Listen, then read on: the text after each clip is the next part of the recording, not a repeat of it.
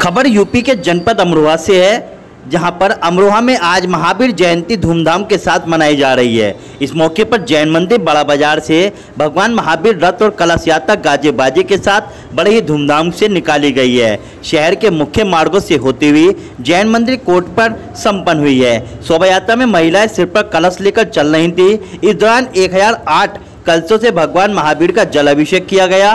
सामूहिक आरती के बाद बच्चों के सांस्कृतिक कार्यक्रम पेश कर सभी का मन मोह लिया गया। अमरोहा से मयंक शर्मा की